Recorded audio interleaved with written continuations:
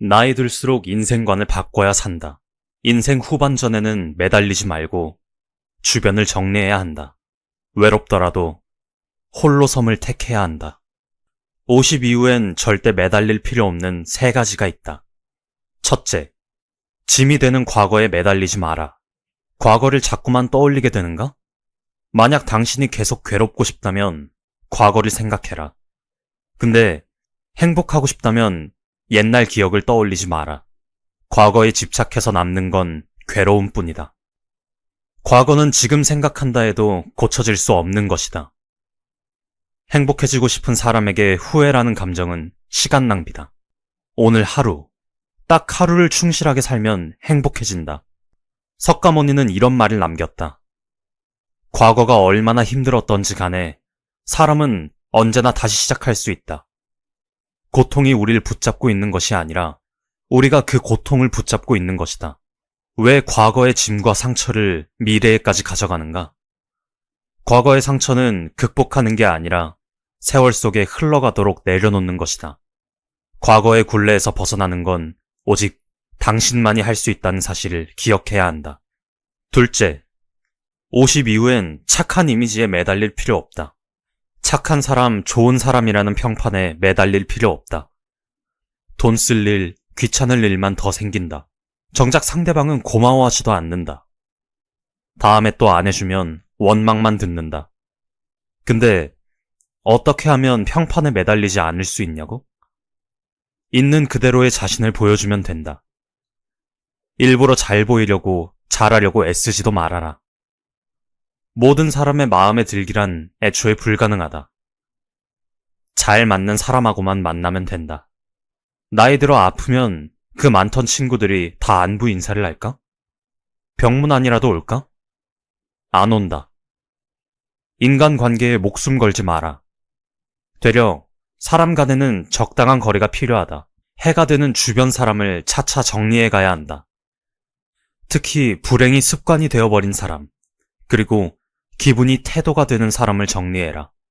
주변 정리를 하면 마음은 편안해지고 혼자가 좋아진다. 이왕이면 불필요한 사람뿐 아니라 물건도 정리해라. 한 달에 한 번씩은 짐을 정리해서 버리면 좋다. 옷, 가구, 가방, 신발. 미련 없이 정리해서 버리자. 셋째, 비교하는 마음을 버려라. 살면서 가장 중요한 건 스스로를 아끼는 마음이다. 남의 말에 휘둘릴 필요가 없다. 예를 들면 옆집은 해외여행을 간다는데 좋은 아파트로 이사 간다던데, 혹은 누구는 이번에 승진을 했고 누구 아들은 의대에 합격했다던데와 같은 말에 휘둘릴 필요 없다. 남과 비교하다 보면 끝이 없다. 또 과거의 나와 현재의 나를 비교하지도 말아라. 이제는 사라지고 없는 것에 매달릴 필요 없다. 석가모니도 이렇게 말하지 않았는가? 있던 건 지나가고 없던 건 돌아온다. 지나간 순간들을 후회하며 너무 마음 쓰지 말아라. 인생은 멀리서 보면 희극이고 가까이서 보면 비극인 법이다. 가진 게 많다고 행복한 것도 아니고 없다고 불행한 것도 아니다. 모든 것은 마음 먹기에 달려있다. 50 이후엔 남과 비교하느라 쏟던 에너지를 자신에게 써야 하는 시기인 것이다. 근데 남 눈치 안 보고 남과 비교하지 않으려면 대체 어떻게 해야 하는 걸까?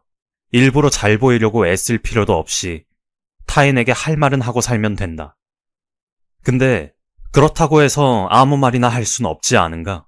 이제부터 책 할 말 다 해도 괜찮습니다 해서 상대방과 편안하게 대화하며 사람에게 매달리지 않고도 행복하게 관계를 유지하는 법을 배워보도록 하자. 자신의 의견을 다른 사람에게 전달하는 능력이 부족하다는 점 때문에 고민하는 사람들이 꽤 많다. 근데 자신의 의견을 전달하는 기술을 갖추기 전에 우선 자신의 의견을 전달하는 데에 두려움을 느끼지 않는 정신부터 갖추어야 한다. 의견을 전달하는 데에 두려움을 느낄 필요는 전혀 없다. 그것은 지나친 걱정일 뿐이다. 기억해두어야 할 점은 무엇인가 발언을 하면, 무엇인가 자신의 의견을 말하면 공격을 해오는 사람이 반드시 존재한다는 것이다. 사람에게는 각각 상대방의 이야기를 받아들일 때의 필터가 존재하기 때문에 당신이 무슨 말을 하건 설사 그것이 객관적으로 올바른 말이라고 해도 나쁘게 받아들이는 사람은 반드시 있다. 인생을 편안하게 살지 못한 사람들 중에는 다른 사람이 무슨 말을 하면 그것을 재료 삼아 상대방을 공격하는 행동을 하는 사람들이 있다. 가슴 아픈 일이지만 사실이다. 하지만 그것이 사실이기 때문에 어차피 무슨 말을 어떻게 하건 공격을 해오는 사람은 반드시 있으니까 마음 편하게 이야기하면 된다. 당신이 기본적인 매너나 요점을 갖추고 이야기하는데 상대방이 공격을 해온다면 그것은 상대방의 문제이지 당신의 문제는 아니다. 그런데 신경이 쓰여 의견이나 주장을 제시하지 못하는 것은 답답한 일이 아닐 수 없다. 어느 정도 상처를 받을 각오만 미리 갖추고 있다면 말하기 능력은 확실하게 향상된다. 그리고 상처를 받을 각오를 가지고 발언을 조금씩 늘려가면 뭐야? 별거 아니네 라는 식으로 생각만큼 큰 상처로 받아들여지지 않는다는 사실을 실감할 수 있을 것이다. 필요할 때에만 친구라고 하는 사람들이 있다. 심리학에서는 호혜성의 원리라고 불리는 것이 있다. 간단히 말하면 인간관계는 서로의 이익을 교환하는 것에 의해 성립된다는 것이다. 그렇기 때문에 한쪽만이 이익을 얻으려 하면 그 관계는 성립할 수 없다. 장기적으로 보면 우리는 친구잖아라는 말로 일방적으로 이익을 착취하는 것은 어렵다. 그런 사람이 주변에 있으면 우선 가능하면 멀리 하기를 권한다. 친구의 부탁을 들어주지 않다니 나는 나쁜 사람이야 라고 생각해서는 안 된다. 이쪽에는 아무런 이익도 없는데 착취만 당하는 것은 현명한 행동이 아니다. 다른 문제도 그렇지만 역시 균형이 중요하다. 친구라면 친구끼리의 주고받는 균형이 이루어져야 한다. 우리는 친구라는 말을 하고 싶을 때에는 지금까지의 자신을 돌아보고 그런 말을 할 자격이 있는지 생각한 뒤에 말하도록 하자. 단 한마디가 파국을 낳는다. 실제 사례를 몇 가지 소개하겠다. 어떤 남성과 결혼을 한 여성은 결혼 전부터 고급 맨션에서 사는 것이 꿈이다 라는 말을 자주 했다. 그래서 남편은 배우자를 위해 장기 융자를 받고 자신의 용돈을 절반으로 줄이고 모임에도 거의 참석하지 않으며 오로지 일에만 매달렸다. 하지만 언젠가 부부싸움이 발생했을 때 그가 난 죽을 힘을 다해서 이 집을 구입했어. 모든 걸 참고 있으니까 고마운 마음을 좀 가지라고 라고 말하자 아내는 이렇게 말했다. 생색 좀 내지 말아요. 그건 당연한 거잖아요.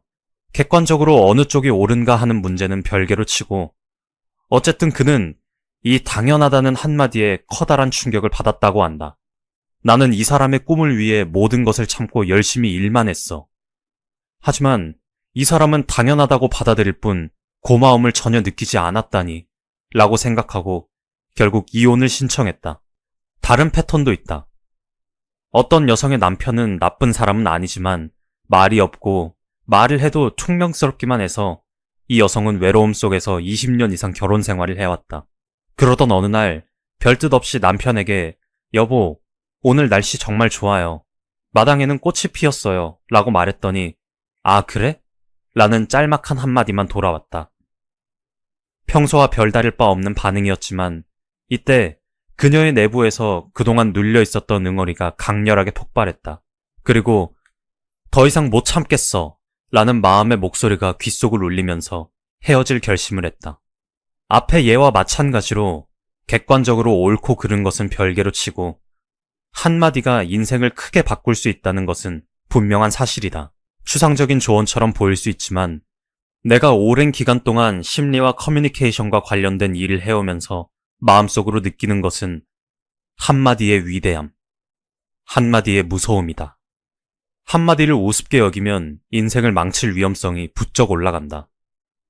한편 한마디를 중요하게 여기면 그것은 인생에 커다란 선물을 안겨준다. 설사 스스로는 깨닫지 못한다고 해도 당신이 중요하게 생각하고 던지는 한마디의 말이 당신에게 커다란 선물이 되어 돌아오는 것이다. 상대에 대한 기대가 클수록 불평을 늘어놓는다. 자신이 상대방에게 무엇을 해줄 수 있을까 하는 문제 때문에 고민하는 사람은 보기 드물고 반대로 상대방이 자신에게 무엇을 해줄 것인가만을 기대한다. 그리고 상대방이 그 기대에 부응하지 않는다는 이유로 고민을 하거나 불평불만을 늘어놓는 사람들이 너무나 많다. 그런 마음이나 기대, 그리고 불만을 가지게 되는 심리는 충분히 이해할 수 있다. 사람이니까 당연하다. 단, 그와 동시에 돌아보아야 하는 점이 두 가지가 있다. 첫째는 그 기대는 상식적인 것인가 하는 것이다. 둘째는 주변 사람들에게 무엇인가를 기대함과 동시에 나는 상대방에게 무엇을 줄 수 있을까? 그 대신 나는 상대방에게 무엇을 제공할 수 있을까를 되돌아보는 것이다. 사람은 누구나 자신의 노력은 과대평가하고 상대방의 노력은 과소평가하는 버릇이 있기 때문에 쉽지 않은 일이다. 그렇지만 한 번이라도 이런 생각을 해보았는가, 그렇지 않은가 하는 것은 인생에 매우 중요한 차이를 만들어낸다. 들어주는 것이 당연하다는 생각을 버린다. 단도직입적으로 말해보자. 나의 이야기를 들어준다는 것은 고마운 일이다. 라는 생각을 잊지 않는다면 사람들로부터 호감을 얻을 수 있다. 미움받는 사람은 상대방은 내 이야기를 들어줄 필요가 전혀 없다는 대전제를 잊고 사는 사람이다. 이 표현이 너무 거칠다면 자신이 하는 말의 가치를 지나치게 높여 평가하고 있는 사람이다.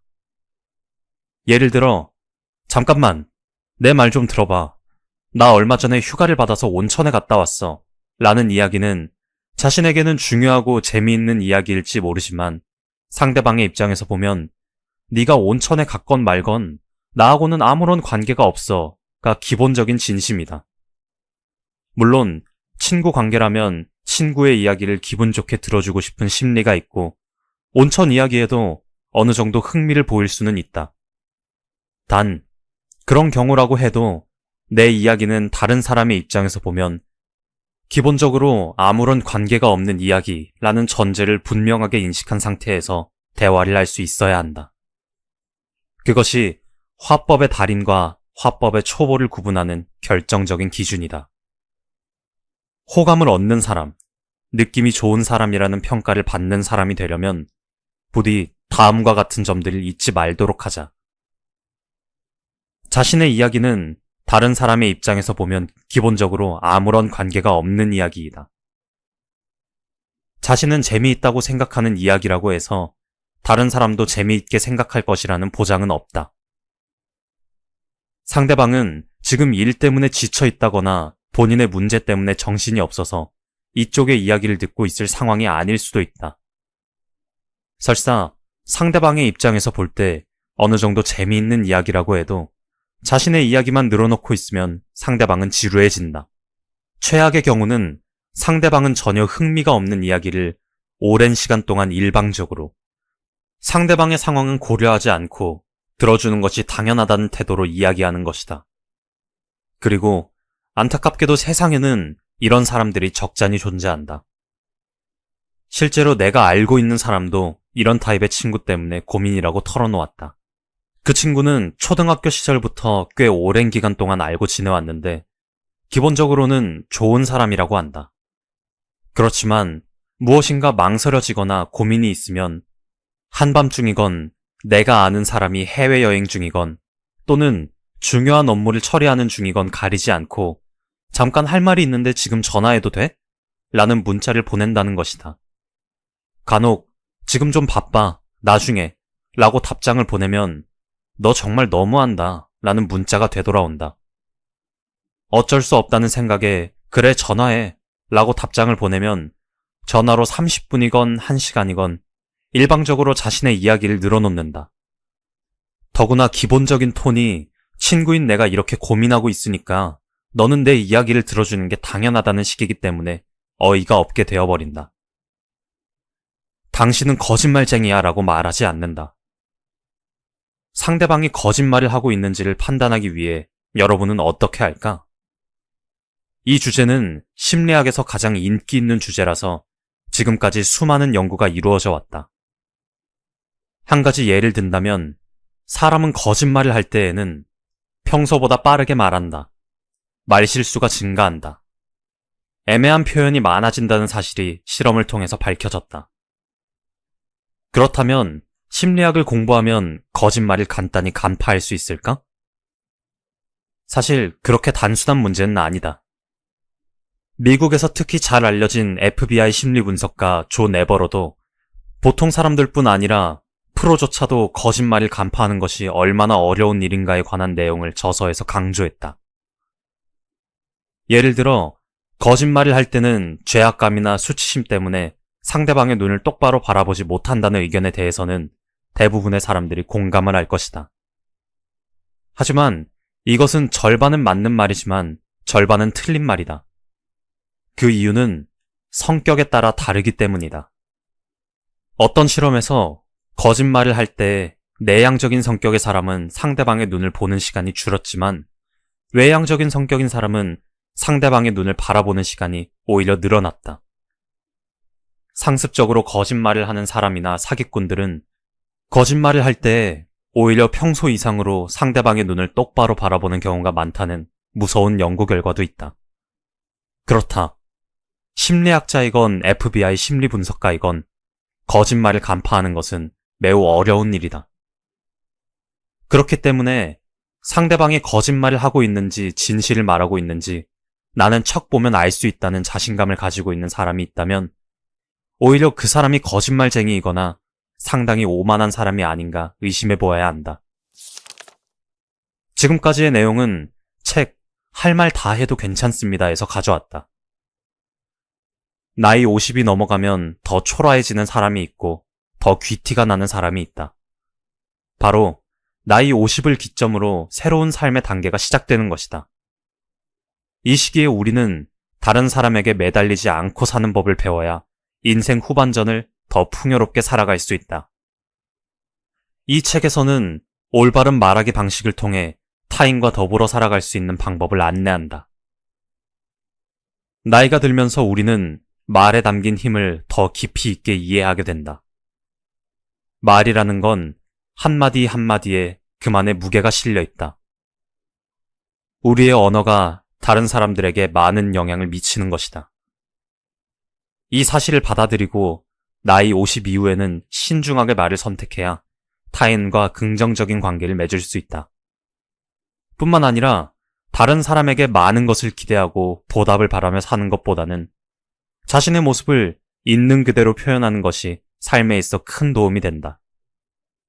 많이 만난다고 해서, 주변 사람이 많다고 해서 깊은 인간관계를 맺을 수 있는 게 아니다.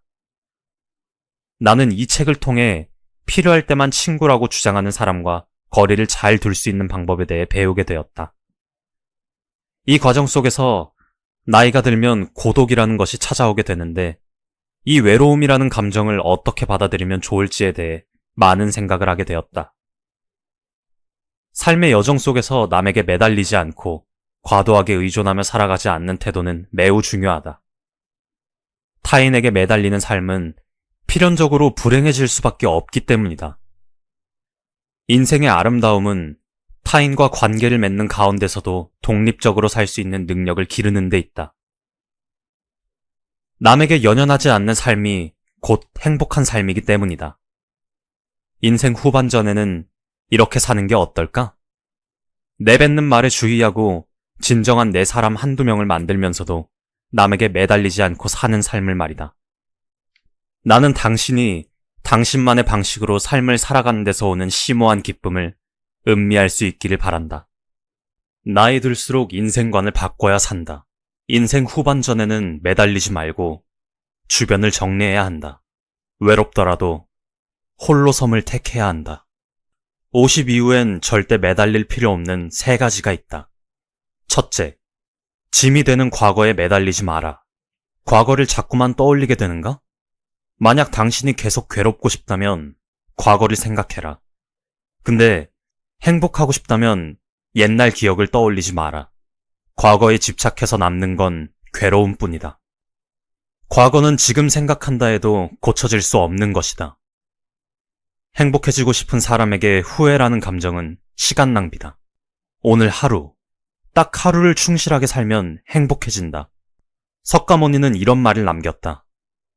과거가 얼마나 힘들었던지 간에 사람은 언제나 다시 시작할 수 있다. 고통이 우리를 붙잡고 있는 것이 아니라 우리가 그 고통을 붙잡고 있는 것이다. 왜 과거의 짐과 상처를 미래에까지 가져가는가? 과거의 상처는 극복하는 게 아니라 세월 속에 흘러가도록 내려놓는 것이다. 과거의 굴레에서 벗어나는 건 오직 당신만이 할 수 있다는 사실을 기억해야 한다. 둘째, 50 이후엔 착한 이미지에 매달릴 필요 없다. 착한 사람, 좋은 사람이라는 평판에 매달릴 필요 없다. 돈 쓸 일, 귀찮을 일만 더 생긴다. 정작 상대방은 고마워하지도 않는다. 다음에 또 안 해주면 원망만 듣는다. 근데 어떻게 하면 평판에 매달리지 않을 수 있냐고? 있는 그대로의 자신을 보여주면 된다. 일부러 잘 보이려고, 잘하려고 애쓰지도 말아라. 모든 사람의 마음에 들기란 애초에 불가능하다. 잘 맞는 사람하고만 만나면 된다. 나이 들어 아프면 그 많던 친구들이 다 안부 인사를 할까? 병문안이라도 올까?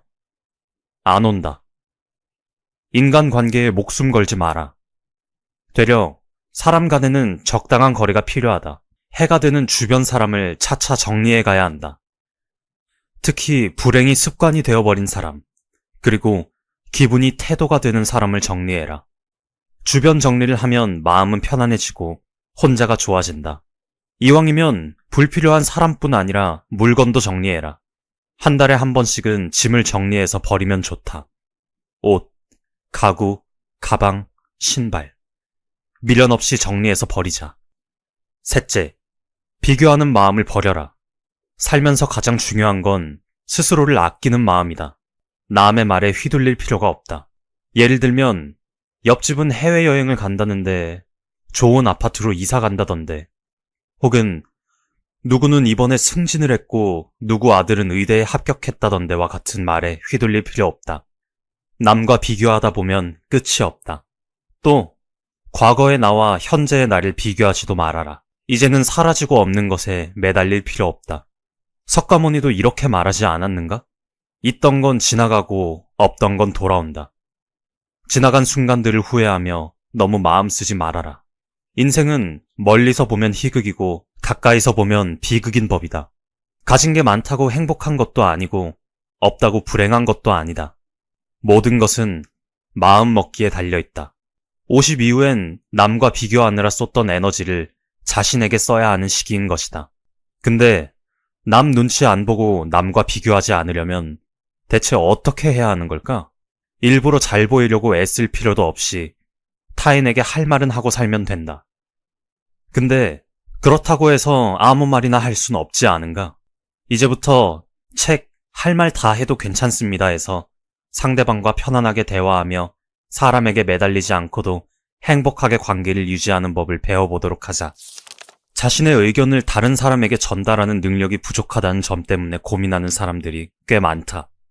근데 자신의 의견을 전달하는 기술을 갖추기 전에 우선 자신의 의견을 전달하는 데에 두려움을 느끼지 않는 정신부터 갖추어야 한다. 의견을 전달하는 데에 두려움을 느낄 필요는 전혀 없다. 그것은 지나친 걱정일 뿐이다. 기억해두어야 할 점은 무엇인가 발언을 하면, 무엇인가 자신의 의견을 말하면 공격을 해오는 사람이 반드시 존재한다는 것이다.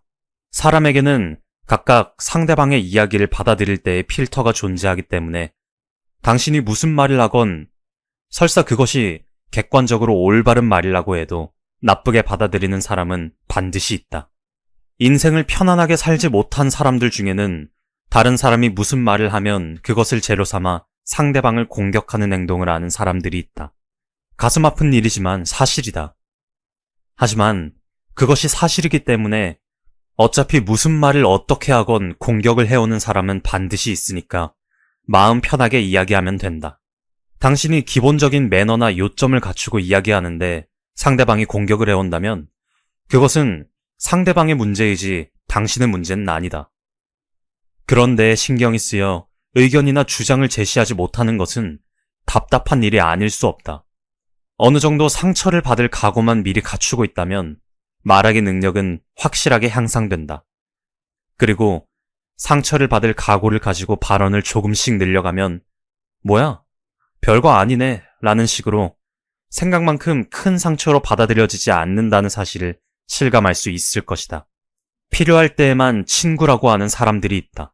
심리학에서는 호혜성의 원리라고 불리는 것이 있다. 간단히 말하면 인간관계는 서로의 이익을 교환하는 것에 의해 성립된다는 것이다. 그렇기 때문에 한쪽만이 이익을 얻으려 하면 그 관계는 성립할 수 없다. 장기적으로 보면 우리는 친구잖아라는 말로 일방적으로 이익을 착취하는 것은 어렵다. 그런 사람이 주변에 있으면 우선 가능하면 멀리 하기를 권한다. 친구의 부탁을 들어주지 않다니 나는 나쁜 사람이야 라고 생각해서는 안 된다. 이쪽에는 아무런 이익도 없는데 착취만 당하는 것은 현명한 행동이 아니다. 다른 문제도 그렇지만 역시 균형이 중요하다. 친구라면 친구끼리의 주고받는 균형이 이루어져야 한다. 우리는 친구라는 말을 하고 싶을 때에는 지금까지의 자신을 돌아보고 그런 말을 할 자격이 있는지 생각한 뒤에 말하도록 하자. 단 한마디가 파국을 낳는다. 실제 사례를 몇 가지 소개하겠다. 어떤 남성과 결혼을 한 여성은 결혼 전부터 고급 맨션에서 사는 것이 꿈이다 라는 말을 자주 했다. 그래서 남편은 배우자를 위해 장기 융자를 받고 자신의 용돈을 절반으로 줄이고 모임에도 거의 참석하지 않으며 오로지 일에만 매달렸다. 하지만 언젠가 부부싸움이 발생했을 때 그가 난 죽을 힘을 다해서 이 집을 구입했어. 모든 걸 참고 있으니까 고마운 마음을 좀 가지라고 라고 말하자 아내는 이렇게 말했다. 생색 좀 내지 말아요. 그건 당연한 거잖아요. 객관적으로 어느 쪽이 옳은가 하는 문제는 별개로 치고 어쨌든 그는 이 당연하다는 한마디에 커다란 충격을 받았다고 한다. 나는 이 사람의 꿈을 위해 모든 것을 참고 열심히 일만 했어. 하지만 이 사람은 당연하다고 받아들일 뿐 고마움을 전혀 느끼지 않았다니 라고 생각하고 결국 이혼을 신청했다. 다른 패턴도 있다. 어떤 여성의 남편은 나쁜 사람은 아니지만 말이 없고 말을 해도 퉁명스럽기만 해서 이 여성은 외로움 속에서 20년 이상 결혼 생활을 해왔다. 그러던 어느 날 별뜻 없이 남편에게 여보, 오늘 날씨 정말 좋아요. 마당에는 꽃이 피었어요. 라고 말했더니 아, 그래? 라는 짤막한 한마디만 돌아왔다. 평소와 별다를 바 없는 반응이었지만 이때 그녀의 내부에서 그동안 눌려 있었던 응어리가 강렬하게 폭발했다. 그리고 더 이상 못 참겠어 라는 마음의 목소리가 귓속을 울리면서 헤어질 결심을 했다. 앞의 예와 마찬가지로 객관적으로 옳고 그른 것은 별개로 치고 한마디가 인생을 크게 바꿀 수 있다는 것은 분명한 사실이다. 추상적인 조언처럼 보일 수 있지만 내가 오랜 기간 동안 심리와 커뮤니케이션과 관련된 일을 해오면서 마음속으로 느끼는 것은 한마디의 위대함, 한마디의 무서움이다. 한마디를 우습게 여기면 인생을 망칠 위험성이 부쩍 올라간다. 한편 한마디를 중요하게 여기면 그것은 인생에 커다란 선물을 안겨준다. 설사 스스로는 깨닫지 못한다고 해도 당신이 중요하게 생각하고 던지는 한마디의 말이 당신에게 커다란 선물이 되어 돌아오는 것이다. 상대에 대한 기대가 클수록 불평을 늘어놓는다. 자신이 상대방에게 무엇을 해줄 수 있을까 하는 문제 때문에 고민하는 사람은 보기 드물고 반대로 상대방이 자신에게 무엇을 해줄 것인가만을 기대한다. 그리고 상대방이 그 기대에 부응하지 않는다는 이유로 고민을 하거나 불평불만을 늘어놓는 사람들이 너무나 많다. 그런 마음이나 기대, 그리고 불만을 가지게 되는 심리는 충분히 이해할 수 있다. 사람이니까 당연하다. 단, 그와 동시에 돌아보아야 하는 점이 두 가지가 있다. 첫째는 그 기대는 상식적인 것인가 하는 것이다. 둘째는 주변 사람들에게 무엇인가를 기대함과 동시에 나는 상대방에게 무엇을 줄 수 있을까? 그 대신 나는 상대방에게 무엇을 제공할 수 있을까를 되돌아보는 것이다. 사람은 누구나 자신의 노력은 과대평가하고 상대방의 노력은 과소평가하는 버릇이 있기 때문에 쉽지 않은 일이다. 그렇지만 한 번이라도 이런 생각을 해보았는가, 그렇지 않은가 하는 것은 인생에 매우 중요한 차이를 만들어낸다. 들어주는 것이 당연하다는 생각을 버린다. 단도직입적으로 말해보자. 나의 이야기를 들어준다는 것은 고마운 일이다. 라는 생각을 잊지 않는다면 사람들로부터 호감을 얻을 수 있다. 미움받는 사람은 상대방은 내 이야기를 들어줄 필요가 전혀 없다는 대전제를 잊고 사는 사람이다. 이 표현이 너무 거칠다면 자신이 하는 말의 가치를 지나치게 높여 평가하고 있는 사람이다. 예를 들어, 잠깐만, 내 말 좀 들어봐. 나 얼마 전에 휴가를 받아서 온천에 갔다 왔어. 라는 이야기는 자신에게는 중요하고 재미있는 이야기일지 모르지만 상대방의 입장에서 보면 네가 온천에 갔건 말건 나하고는 아무런 관계가 없어가 기본적인 진심이다.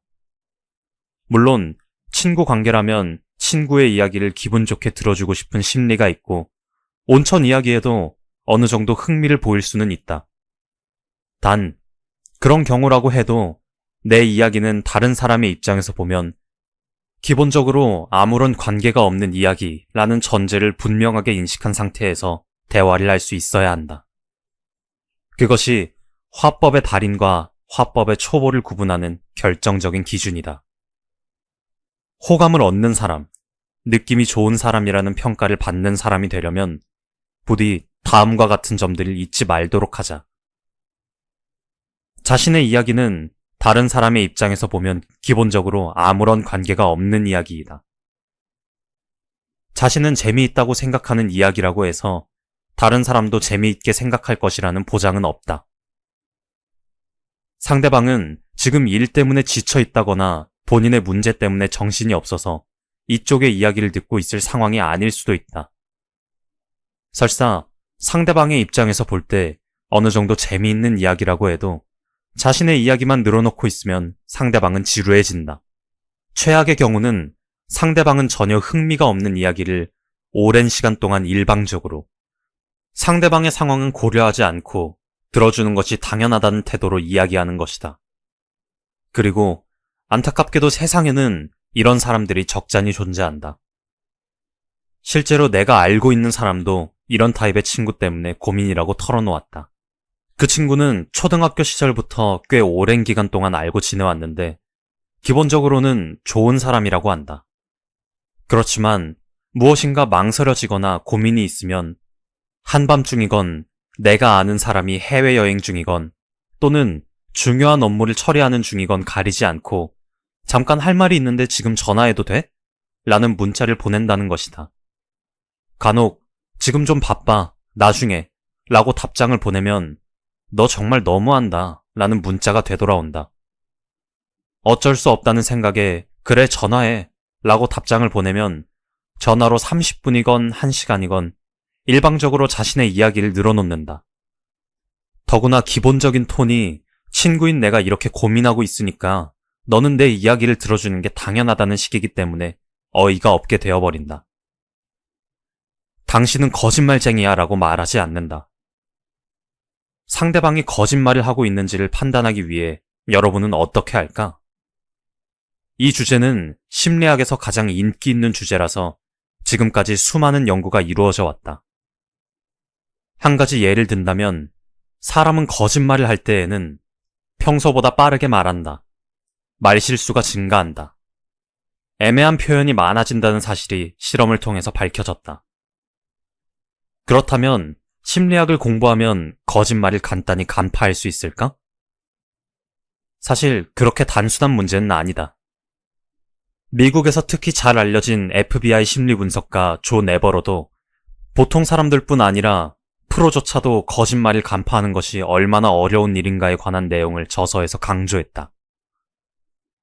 예를 들어 거짓말을 할 때는 죄악감이나 수치심 때문에 상대방의 눈을 똑바로 바라보지 못한다는 의견에 대해서는 대부분의 사람들이 공감을 할 것이다. 하지만 이것은 절반은 맞는 말이지만 절반은 틀린 말이다. 그 이유는 성격에 따라 다르기 때문이다. 어떤 실험에서 거짓말을 할 때 내향적인 성격의 사람은 상대방의 눈을 보는 시간이 줄었지만 외향적인 성격인 사람은 상대방의 눈을 바라보는 시간이 오히려 늘어났다. 상습적으로 거짓말을 하는 사람이나 사기꾼들은 거짓말을 할 때 오히려 평소 이상으로 상대방의 눈을 똑바로 바라보는 경우가 많다는 무서운 연구 결과도 있다. 그렇다. 심리학자이건 FBI 심리분석가이건 거짓말을 간파하는 것은 매우 어려운 일이다. 그렇기 때문에 상대방이 거짓말을 하고 있는지 진실을 말하고 있는지 나는 척 보면 알 수 있다는 자신감을 가지고 있는 사람이 있다면 오히려 그 사람이 거짓말쟁이이거나 상당히 오만한 사람이 아닌가 의심해 보아야 한다. 지금까지의 내용은 책 할 말 다 해도 괜찮습니다에서 가져왔다. 나이 50이 넘어가면 더 초라해지는 사람이 있고 더 귀티가 나는 사람이 있다. 바로 나이 50을 기점으로 새로운 삶의 단계가 시작되는 것이다. 이 시기에 우리는 다른 사람에게 매달리지 않고 사는 법을 배워야 인생 후반전을 더 풍요롭게 살아갈 수 있다. 이 책에서는 올바른 말하기 방식을 통해 타인과 더불어 살아갈 수 있는 방법을 안내한다. 나이가 들면서 우리는 말에 담긴 힘을 더 깊이 있게 이해하게 된다. 말이라는 건 한마디 한마디에 그만의 무게가 실려 있다. 우리의 언어가 다른 사람들에게 많은 영향을 미치는 것이다. 이 사실을 받아들이고 나이 50 이후에는 신중하게 말을 선택해야 타인과 긍정적인 관계를 맺을 수 있다. 뿐만 아니라 다른 사람에게 많은 것을 기대하고 보답을 바라며 사는 것보다는 자신의 모습을 있는 그대로 표현하는 것이 삶에 있어 큰 도움이 된다. 많이 만난다고 해서, 주변 사람이 많다고 해서 깊은 인간관계를 맺을 수 있는 게 아니다. 나는 이 책을 통해 필요할 때만 친구라고 주장하는 사람과 거리를 잘 둘 수 있는 방법에 대해 배우게 되었다. 이 과정 속에서 나이가 들면 고독이라는 것이 찾아오게 되는데 이 외로움이라는 감정을 어떻게 받아들이면 좋을지에 대해 많은 생각을 하게 되었다. 삶의 여정 속에서 남에게 매달리지 않고 과도하게 의존하며 살아가지 않는 태도는 매우 중요하다. 타인에게 매달리는 삶은 필연적으로 불행해질 수밖에 없기 때문이다. 인생의 아름다움은 타인과 관계를 맺는 가운데서도 독립적으로 살 수 있는 능력을 기르는 데 있다. 남에게 연연하지 않는 삶이 곧 행복한 삶이기 때문이다. 인생 후반전에는 이렇게 사는 게 어떨까? 내뱉는 말에 주의하고 진정한 내 사람 한두 명을 만들면서도 남에게 매달리지 않고 사는 삶을 말이다. 나는 당신이 당신만의 방식으로 삶을 살아가는 데서 오는 심오한 기쁨을 음미할 수 있기를 바란다.